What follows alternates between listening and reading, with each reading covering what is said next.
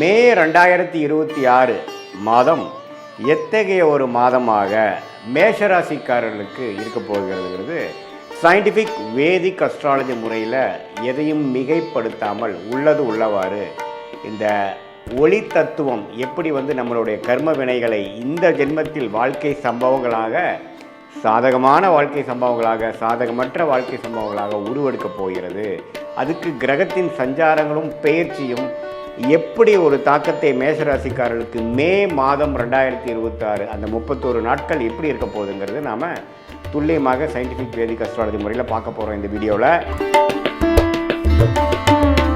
இப்போ பாருங்கள், ஆண்டு கிரகம் என்று சொல்லப்படுகிற குரு 3ஆம் இடத்திலே நீடித்திருக்கிறார். சனி விரயசனியாக 12ஆம் இடத்தில் இருக்கிறார். ராகு 11ஆம் இடத்திலும், கேது 5ஆம் இடத்திலும் நீடித்திருக்கிறார். அதில் எந்த ஒரு மாற்றமும் நாம் மே மாதம் பார்க்க போகிறதில்ல. ஜூன் மாதத்துக்கு அப்புறம் தான் குரு பயிற்சி நடக்கிறதுங்கிறது உங்களுக்கு தெரியும். சரி, அப்படி இருக்கும் பொழுது செவ்வாய்ங்கிற அந்த ராசி அதிபதி எப்படி இருக்கிறார் அப்படின்னு பார்த்தா, முதல் 2 வாரத்துக்கு 12ஆம் இடத்துல இருந்து அதுக்கப்புறம் 3வது 4வது வாரத்துக்கு ராசிக்குள்ளேயே செவ்வாய் வரார். சரி, ராசிக்குள்ளே செவ்வாய் வரப்போ யாரோட சேர்றாரு அப்படின்னு பார்த்தா சூரியனோட சேர்றார், புதனோட சேர்றார். சூரியனும் புதனும் ராசிக்குள்ளேயே இருக்கிறார்கள்ங்கிறது நம்ம தெரிஞ்சுக்கணும். 2ஆம் இடத்துல சுக்கிரன் பார்த்திங்கன்னா முதல் 2 வாரத்திலிருந்து 3வது 4வது வாரத்தில் 3ஆம் இடத்துக்கு மாறுறார்.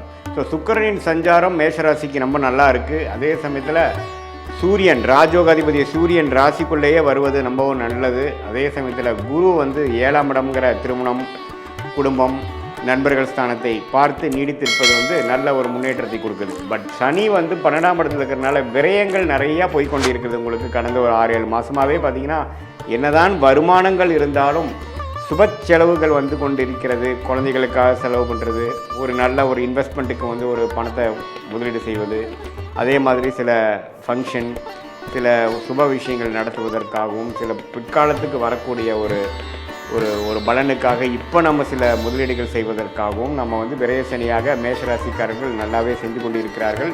அதில் ஒரு நல்ல தசாபுக்திகள் போயிருக்கிறவங்க ஒரு உபயோகமான ஒரு சுப முதலீடாகவும், தசாபுக்திகள் சுமாராக போகாமல் ஒரு மாதிரி பிரச்சனைக்குரிய தசாபுக்திகள் போகும்பொழுது ஒரு வீண் விரயமாகவும் போய்கொண்டிருக்கிறதுங்கிறது தான் உண்மை.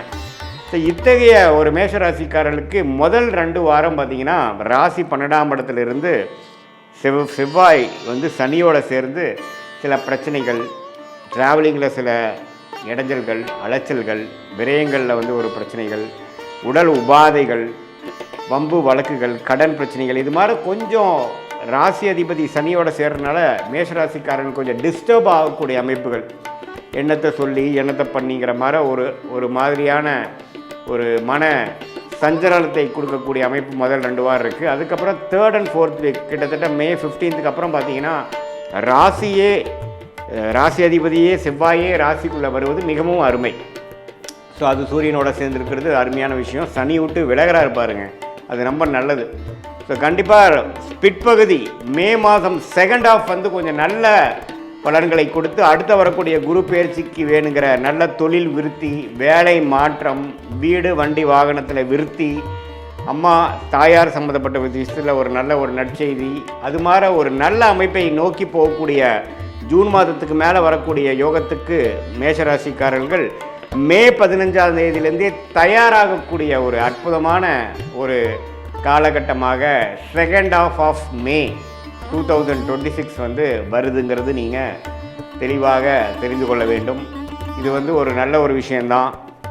எந்த விதத்துலேயும் பார்த்திங்கன்னா நம்ம ஒரு ஒரு பாதிப்பு இல்லாமல், பணவரவு பிரச்சனை இல்லாமல் வரும். ஏன்னா சுக்கிரனே ரிஷபத்திலிருந்து 15ஆம் தேதிக்கு அப்புறம் மிதுனத்துக்கு போகுது. எல்லாமே கொஞ்சம் நல்ல விஷயங்கள், பெண்கள் விஷயங்கள், சுப செலவுகள், ஆடம்பர விஷயங்கள், அது மாதிரி விஷயங்கள்லாம் நல்லா செலவாகும். அதே சமயத்தில் குடும்பத்தில் கொஞ்சம் நல்ல ஒரு இதுவரை அப்படி இப்படி கொஞ்சம் சங்கடங்களும் மன கருத்து வேறுபாடுகளும் இருந்ததெல்லாம் கொஞ்சம் நீங்கி கொஞ்சம் பேச்சப் ஆகக்கூடிய அமைப்புகள்லாம் கண்டிப்பாக உண்டு. சில பேர்த்துக்கெல்லாம் திருமண விஷயங்கள், மேஷராசிக்காரர்களுக்கு திருமணம் நடக்கக்கூடிய அமைப்புகள், கை கூடக்கூடிய அமைப்புகள் ரொம்ப நாளாக பார்த்துட்டு இருந்து இப்போ அமைஞ்சிருச்சுங்கிற மாதிரி விஷயங்கள்லாம் அடுத்தடுத்து வரக்கூடிய அமைப்புக்கு வேணுங்கிற ஃபவுண்டேஷனான அமைப்புகளை கொடுக்கக்கூடிய ஒரு அருமையான தருணமாக மேஷராசிக்காரர்களுக்கு ஆண்டு கிரகத்தை வைத்து பார்க்கும் பொழுது ராசி அதிபதி சூரியன், புதன், அதுக்கப்புறம் வரக்கூடிய சுக்கிரன், இதெல்லாம் வைத்து பார்க்கும் பொழுது ஓரளவுக்கு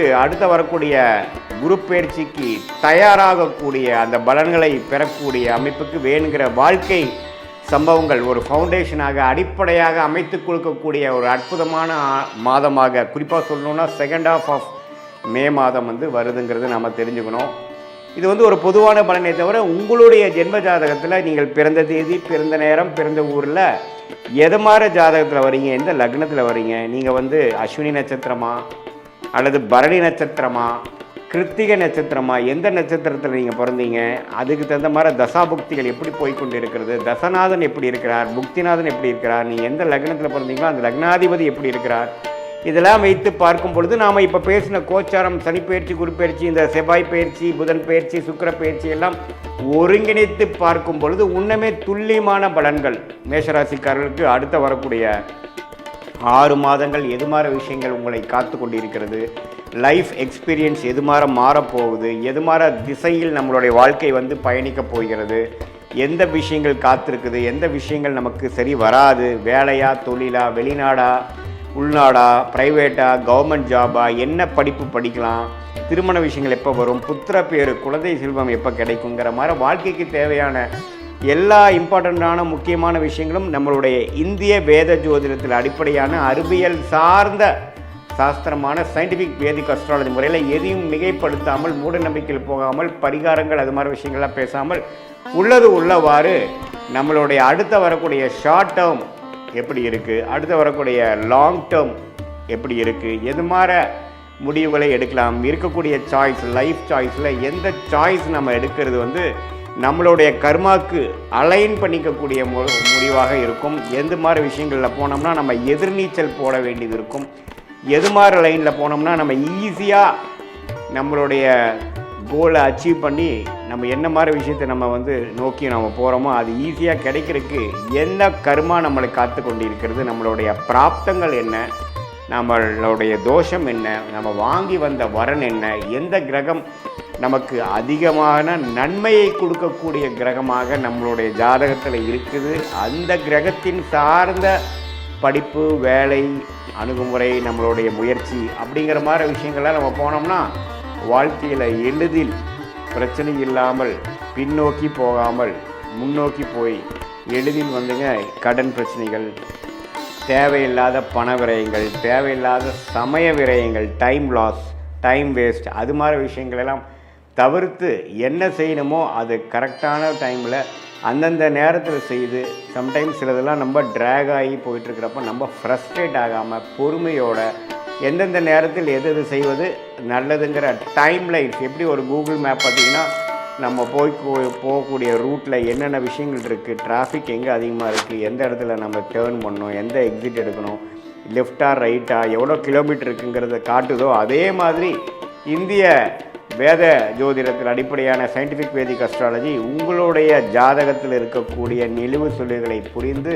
உங்களுடைய பாஸ்ட் லைஃப் என்னங்கிறது நீங்கள் சொல்லும்பொழுது ஆமாம் சார் இப்படி தான் இருந்ததுங்கிறது நீங்களே அக்செப்ட் பண்ணிவிட்டு அடுத்த வரக்கூடிய ப்ரெசென்ட் எப்படி இருக்க போகுது, அடுத்த வரக்கூடிய ஃப்யூச்சர் எப்படி இருக்க போகுது, இப்போ இமீடியட் ப்ரெசென்ட்டு, இமீடியட் ஃப்யூச்சர் எப்படி இருக்க போகுதுங்கிறதெல்லாம் நாம் தீர ஆலோசனை பண்ணி அதுக்கு தகுந்த முடிவுகளை எடுத்து நீங்கள் வாழ்க்கையில் முயற்சி செய்தால் எளிதில் வெற்றி பெற முடியும் என்று சொல்ல விரும்புகிறேன். மீண்டும் மற்றொரு காணொளியில் சந்திப்போம்.